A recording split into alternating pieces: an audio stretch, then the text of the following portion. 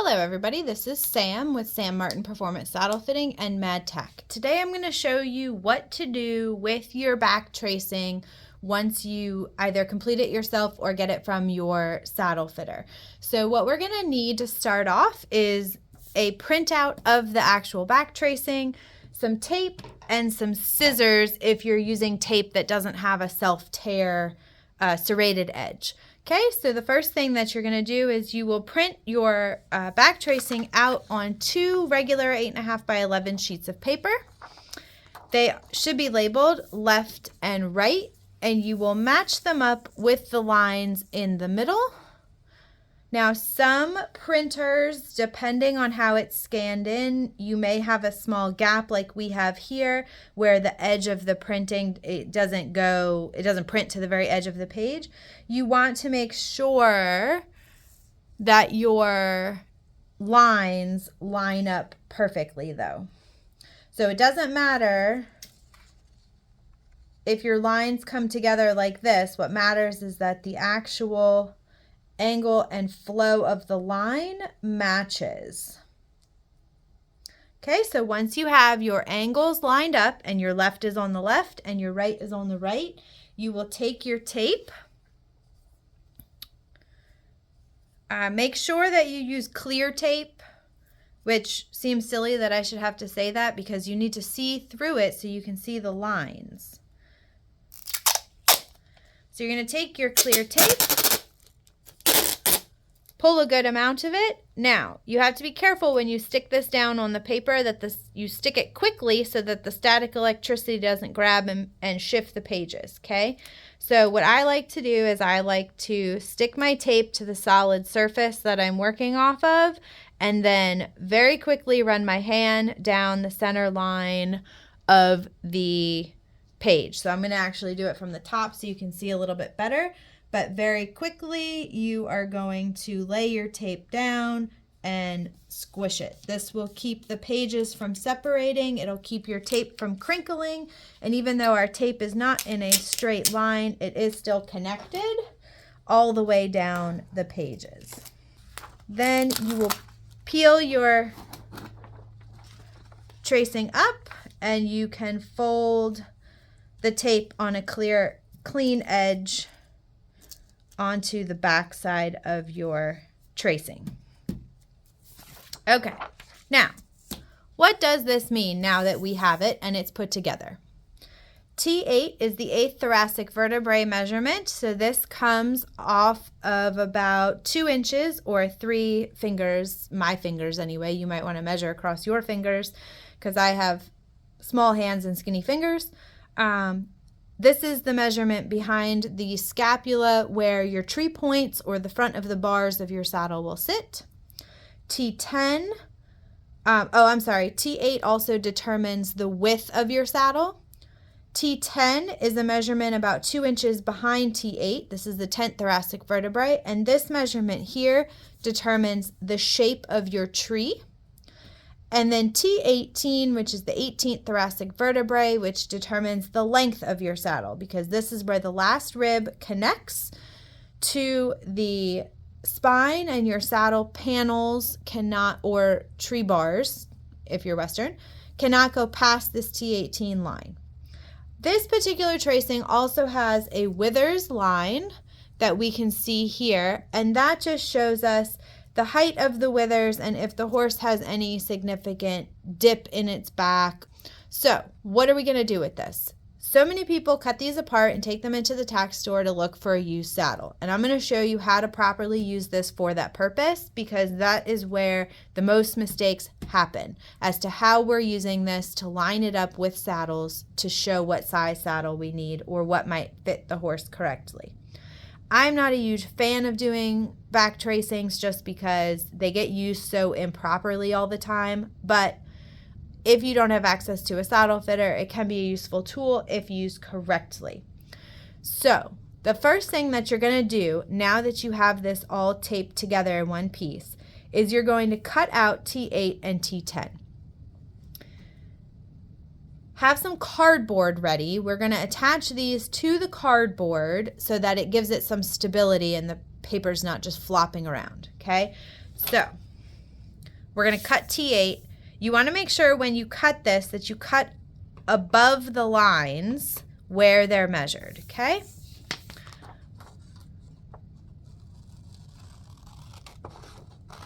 Go ahead while we're cutting and subscribe to the channel. This way we know that you like the content that's posted, and we'll continue to make videos like this for you. And while you're subscribing, go ahead and click that notification bell so that you know when new content is posted.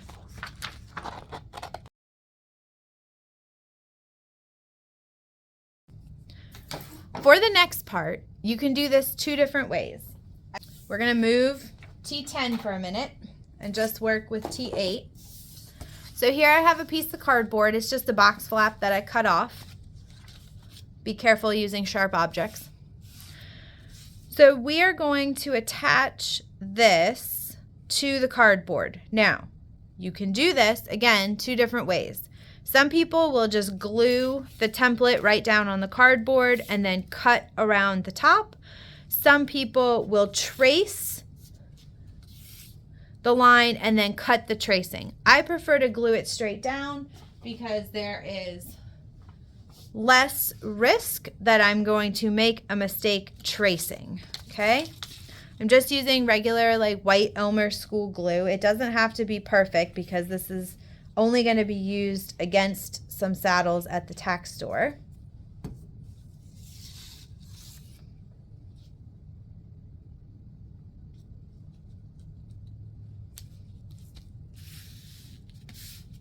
Okay, and smooth it out.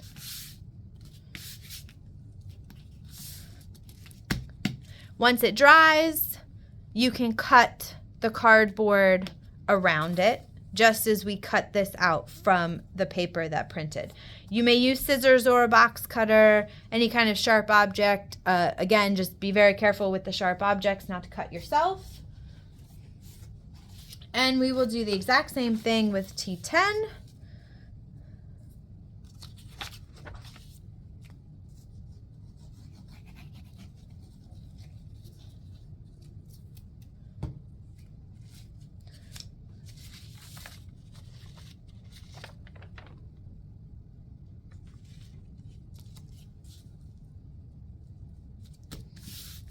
And it doesn't have to be completely straight because you're going to be cutting it.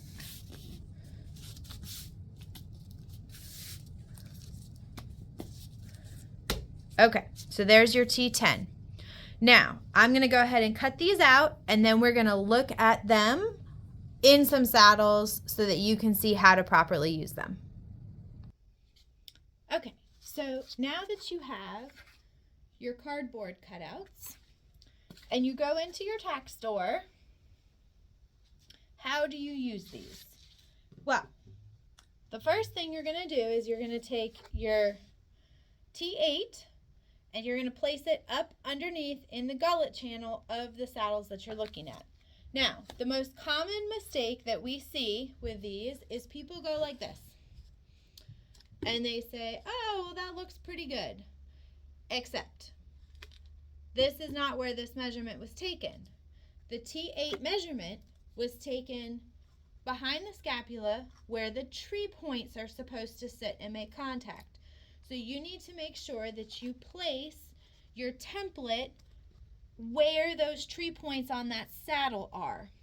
So you have to lift up the flap, find your tree point, and determine on the inside of the panel where that tree point lies. In this case, it sits all the way back here, which if I lift this up, you can see is quite a ways back.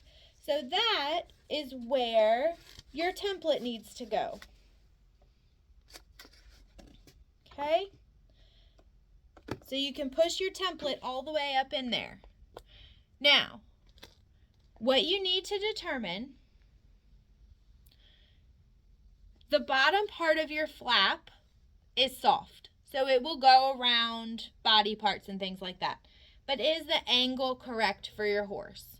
As you can see here, we have gapping in here and on this side.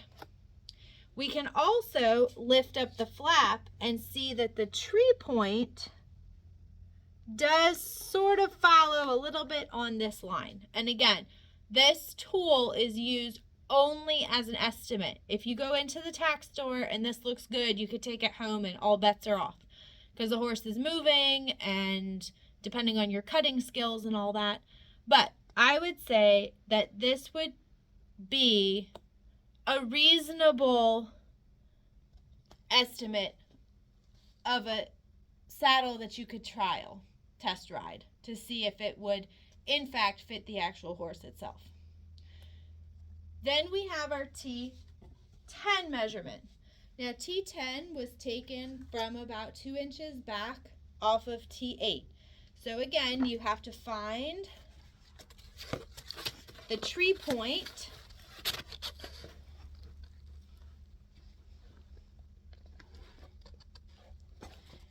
which was about here. And then you have to go about 3 fingers back from that. And this goes in that part. Now here we can see, however, I need to make sure that this is straight. There we go. Okay, so line this up correctly. There we go. Okay, so that would be about T10. And I'm trying to get these angles correct. So, for you to see on the video. Do you see these big gaps right in here on both sides? This would determine that this tree shape in general is a little too A-framed or steep for this horse's back. This horse needs a tree that has rails that are slightly flatter. So that is how you would use your templates on an English saddle. And again, please use caution. These are just tools to help you determine what might be worth taking home on trial, but I would also advise that you consult a qualified saddle fitter as well to help you. Next, we're going to look at a Western saddle. Okay, so here we have this is actually an endurance saddle, but it's built on a Western tree. So this is what we're going to use for our Western evaluation. We take our T8. And again, we don't want to put it here in the front because this is not the part that's going to be sitting in the part that we measured. So you have to make sure that you line up your measured part with the part of the saddle that's going to make contact with the area that you measured. So with the Western saddles or the Western trees, that T8 measurement is taken at the front of the bars. So inside concho to concho is about where that saddle should sit at T8 on your horse. So that's where we need to place our wither tracing. Okay, so we're going to stick this up in here. We're going to try to anyway. At about where the saddle would sit or make contact with the horse. As you can see, this would be way too narrow for this particular horse.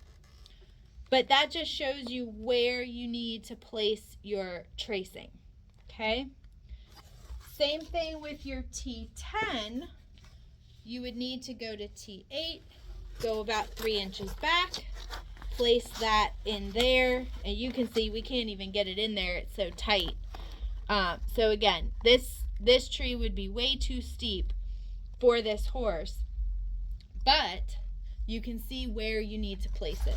So those are the best ways to use your back tracings that you either complete yourself or have your saddle fitter complete for you.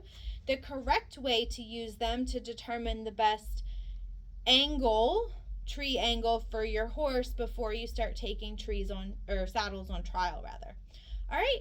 Thank you so much for joining us today. If you have any questions, please reach out to us via email, through our website, or social media.